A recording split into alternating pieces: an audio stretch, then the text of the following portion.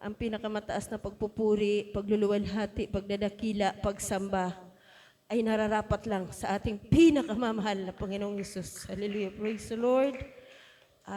Double honor po and respect sa ating beloved mahal na pastor. Hallelujah. Praise the Lord. Hallelujah. Maging sa ating beloved assistant pastor Lina C. Almeida na pares na po silang nasa piling ng ating pinakamamahal na Panginoong Hesus. Hallelujah. Praise the Lord. Sa beloved Almeida's children po, hallelujah, praise the Lord. Apo Manugang, hallelujah, bagamat malayo po sila sa atin, hallelujah, praise the Lord. Sa ating beloved nangunguna sa dako ito ng Bicol, sa ating beloved brother Dick Sais po, hallelujah, praise the Lord, sampu ng kanyang pamilya, hallelujah, praise the Lord. Sa ating beloved, sa mga preachers po nararito, hallelujah, praise the Lord. Sa ating mga beloved instrumentalist, sa aking kapwa mga awit, sa ating pinakamamahal na Panginoong Yesus, sa inyo lahat, mga minamahal na kapatiran, hallelujah. Isang mapagpalang gabi na po sa ngalan ng ating pinakamamahal na Panginoong Yesus.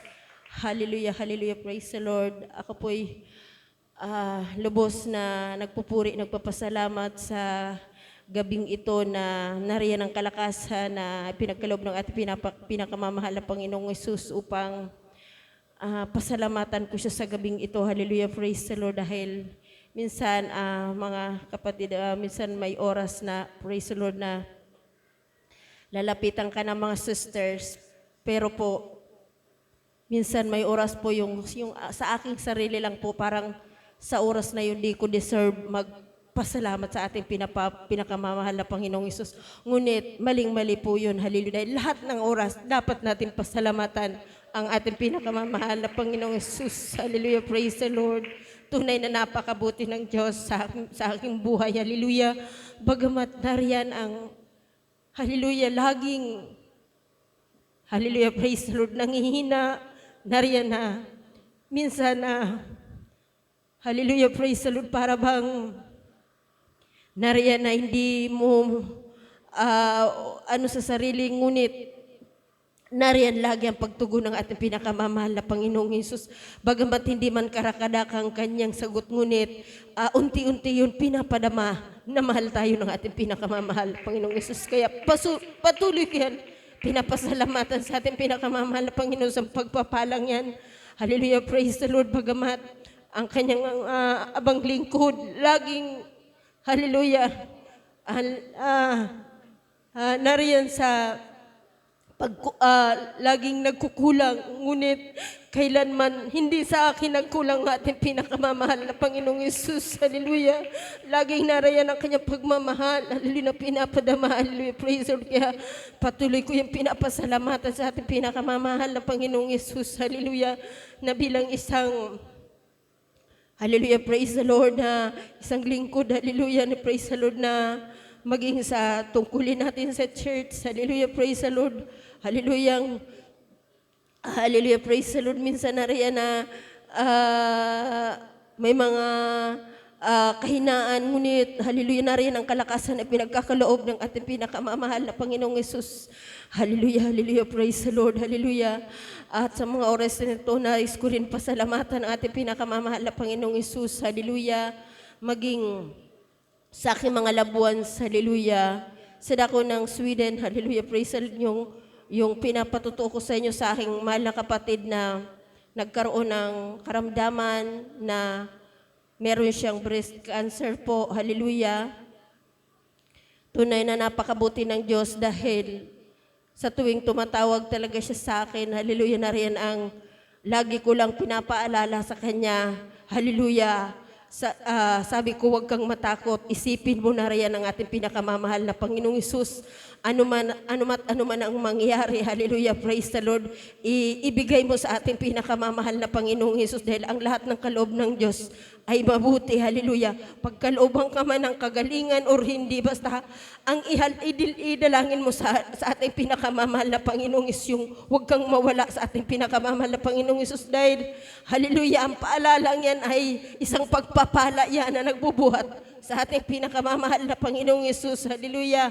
Tunay na napakabuti ng Diyos. Hallelujah. Dahil nagkaroon po siya ng 6 na sesyon ng chemotherapy. Hallelujah, praise the Lord, na nariyan ang kalakasan na ipinagkakaloob ng ating pinakamamahal na Panginoong Yesus, na ikinikwento niya nga po sa akin na sabi ng doktor daw niya, hallelujah, narito na naman yung pasyente ko na energetic, sabi ng mga doktor, hallelujah, praise the Lord, ang alam natin, pag merong karamdaman, pumapayat may karamdaman na ganun. Ngunit ang aking kapatid, hallelujah, praise the Lord, sa kahabagan ng ating pinakamamahal na Panginoong Yesus, lalong tumataba. Kaya purihin, dakilahin ng ating pinakamamahal na Panginoong Yesus. At natapos niya na po yung 6 na chemotherapy, hallelujah. Hallelujah, na rin ang kalakasan na patuloy na pinagkakaloob ng ating pinakamamahal na Panginoon. Kaya walang sawa ko yung pinapasalamatan sa ating pinakamamahal na Panginoon sa pagpapalang yan, hallelujah. Maging sa nakaraang